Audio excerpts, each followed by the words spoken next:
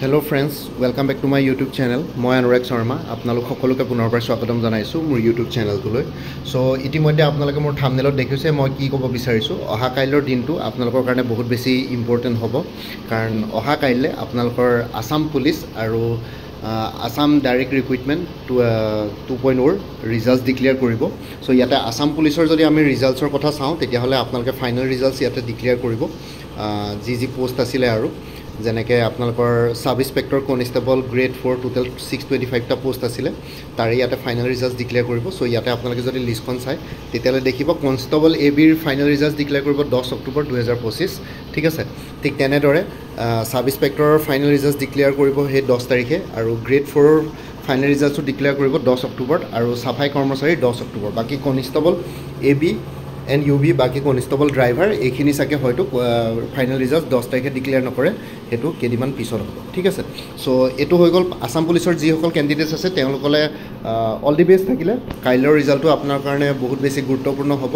বহুতে কাইলে চাকৰি লাভ কৰিব আৰু বহুতে হয়তো নিৰাশাও হ'বলগীয়া হ'ব পাৰে ফাইনেল ষ্টেজলৈকে গৈ পেলাই, কিন্তু নিৰাশা হোৱাৰ কথা নাই। আকৌ Assam direct recruitment Assam police তেনেকে টিচাৰ্স আৰু লগতে বহুতখিনি কি বুলি কয় বিজ্ঞাপন ওলাব বহুতখিনি পদৰ ঠিক আছে। সো নেক্সট ইয়াৰৰ কাৰণে সো নেক্সট ইয়াৰ ইলেকশ্যনো আছে। ইলেকশ্যনৰ আগতে বহুত এডভাৰটাইজমেণ্ট আপোনালোকে এক্সপেক্ট কৰিব পাৰে, খালি পৰীক্ষাবিলাক ইলেকশ্যনৰ পাছত হ'ব আৰু সো হেতু ডিপেণ্ড কৰিব। এতিয়া ধৰক ইলেকশ্যনত যদি কেনেবাকৈ যদি চৰকাৰ চেঞ্জ নহয় তেতিয়াহ'লেতো গোটেইখিনি ৰিক্ৰুটমেণ্ট কমপ্লিটলি মানে স্মুথলি হৈ যাব। যদি কেনেবাকৈ চৰকাৰ চেঞ্জ হয় তেতিয়াহ'লে অকণমান ইফাল সিফাল হ'ব পাৰে, সেইটো ডিপেণ্ড কৰিব ইলেকশ্যনৰ ৰিজাল্টৰ ওপৰত। বাকী আপোনালোকৰ ইলেকশ্যন লৈ একো মতলব নাই, খালি আপোনালোকে পঢ়া ক্যান্ডিডেটস হয় জব সিকাৰ হয়। সো আপোনালোকে প্ৰিপাৰেশ্যন কৰি থাকক। ঠিক তেনেদৰে আসাম পুলিচৰ বাহিৰে আৰু এডিআৰই যদি চাওঁ এডিআৰইৰ কাইলৈ এডিআৰই ৰিজাল্টসও ডিক্লেয়াৰ কৰিব। সো এডিআৰইৰ যোনটো গ্ৰেড 4ৰ আছে গ্ৰেড 4টো 15 অক্টোবৰ ডিক্লেয়াৰ কৰিব আৰু গ্ৰেড 3 আপোনালোকৰ 10 অক্টোবৰ 2025 কাইলৈ 2টা বজাত আপোনালোকে গ্ৰেড 3 পৰীক্ষাৰ ডিক্লেয়াৰেশ্যন পাই যাব ৰিজাল্টস ঠিক আছে। সো যিসকলে পৰীক্ষা দিছিলে তেওঁলোকলে অল দি বেষ্ট থাকিলে আৰু যিসকলে কেনেবাকৈ নাপাব তেওঁলোকো নিৰাশা হ'ব নালাগে, আপকামিং এক্সামছবিলাকৰ কাৰণে প্ৰিপাৰেশ্যন কৰি থাকিব। আৰু লগতে কথাটো হ'ল যে আপোনালোকে এতিয়া আৰু মোক কাট অফৰ কথা নুসুধিব, কাট অফৰ কথা বহুত ডিছকাছ কৰিলোঁ, এতিয়া কাট অফৰ কথা ডিছকাছ কৰি লাভ নাই। এনেই স্পেকুলেশ্যন ব্লাইণ্ড স্পেকুলেশ্যন লগাই পেলাই লাভ নাই।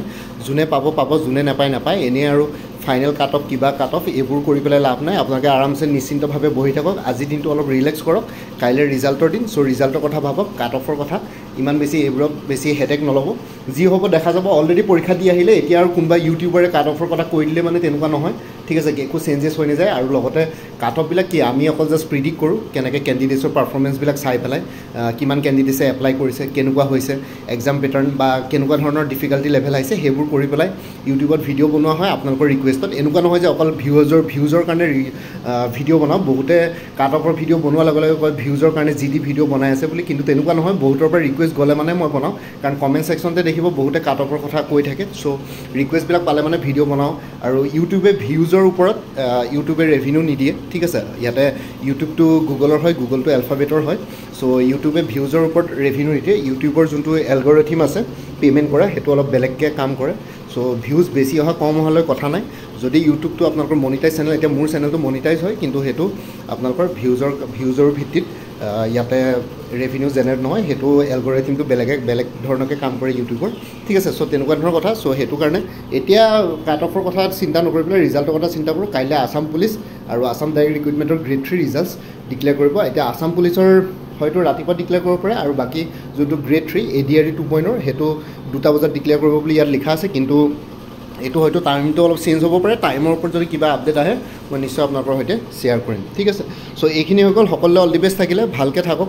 আজি ভালকৈ নিজৰ ভগৱানক, গডক, আল্লাক, ৱাহেগুৰু চবকে ভাবি লওক, ভালকৈ চিন্তা কৰক, ভালকৈ পূজা পাতল কৰক, কাইলৈ ৰিজাল্টৰ কাৰণে সাজু হৈ থাকক ঠিক আছে। চ' ইমানখিনি আশা ৰাখিলোঁ আপোনালোকৰ ৰিজাল্ট যাতে সকলোৰে ভাল হয়। আৰু বাকী ৰিজাল্ট দিয়াৰ লগে লগে মোক জনাব। যাৰ ওচৰত মোৰ হোৱাটছএপ নাম্বাৰ আছে তেওঁলোকে হোৱাটছএপ কৰি জনাব, আৰু যাৰ হোৱাটছএপ নাম্বাৰ নাইও আপোনালোকে মোৰ চেনেলত কমেণ্ট কৰি এইটো ভিডিঅ'তে জনাব পাৰিব ঠিক আছে। ৰিজাল্ট কেনেকুৱা হ'ল সেইটো মই জানিব বিচাৰিম আপোনালোকৰ পৰা। আৰু বাকী যদি আপোনালোকে আপকামিং এক্সামছবিলাকৰ কাৰণে প্ৰিপাৰেশ্যন কৰি আছে তেতিয়াহ'লে কিছুমান কোৰ্চেছ এভেইলেবল আছে, লাইক DHS গ্ৰেড 3 নন টেকনিকেলৰ ফুল কোৰ্চ এভেইলেবল আছে 350ত। আৰু ঠিক তেনেদৰে গুৱাহাটী হাইকোৰ্টৰ জুনিয়ৰ এডমিনিষ্ট্ৰেটিভ এছিষ্টেণ্টৰ ফুল কোৰ্চ এভেইলেবল আছে 375ত। এইটো নম্বৰ হোৱাটছএপ কৰিব পাৰিব 9706557851। আৰু মোৰ কোৰ্চবিলাক PDF ফৰ্মেটত এভেইলেবল আছে চ' আপোনালোকে পাই যাব আৰু লগতে কিছুমান এক্সটাৰ্নেল ভিডিঅ' লিংকছো দি দিম চ' ডেট আপোনালোকৰ অলপ সুবিধা হয় ADRE 3.0 বোলো আৰু আছাম পুলিচৰ যিহেতু ভেকেঞ্চি আহিব আকৌ নেক্সট চ' তাৰ কাৰণে ফুল কোৰ্চেছ এভেইলেবল আছে আছাম পুলিচ 250 ADRE 300 এইটো নম্বৰ হোৱাটছআপ কৰিব পাৰিব 9706557851 আৰু আছাম কম্পিটিটিভ এক্সামছ বুলি এটা ফুল কোৰ্চ এভেইলেবল আছে তাতে অসমৰ যিকোনো কম্পিটিটিভ এক্সামছ কভাৰ হ'ব 400 ৰুপিছত এইটো নম্বৰ হোৱাটছআপ কৰিব পাৰিব ঠিক তেনেদৰে APSC ৰিচাৰ্চ এছিষ্টেণ্ট ফাইনেন্স আৰু APSC জুনিয়ৰ ডেভেলপমেণ্ট অফিচাৰ পৰীক্ষা যিহেতু 26 অক্টোবৰত অনুষ্ঠিত হ'বলৈ গৈ আছে তাৰ কাৰণে ফুল কোৰ্চেছ এভেইলেবল আছে ৰিচাৰ্চ এছিষ্টেণ্ট 300 আৰু JDO 300 এইটো নম্বৰ হোৱাটছআপ কৰিব পাৰে দুইটা কোৰ্চ একে যিকোনো এটা ল'লে হ'ল 9706557851 এইটোত হোৱাটছআপ কৰিব আৰু ঠিক তেনেদৰে এনেইটো কোৰ্চবিলাকত কাৰেণ্ট এফেয়াৰ্ছ আৰু মেথছ ৰিজনিং এপ্টিটিউড সেইবিলাক ইনক্লুডেড আছে কিন্তু কোনোবাই যদি কোৰ্চ নলয় অকল current affairs maths aptitude numericals ল'ব বিচাৰে তেনেহ'লে 100 ৰুপিছত এভেইলেবল আছে এইটো নম্বৰ হোৱাটছআপ কৰিব 9706557851 APSC urban technical officer full course available আছে জেনেৰেল ষ্টাডিজ জেনেৰেল ইংলিছৰ ওপৰত 300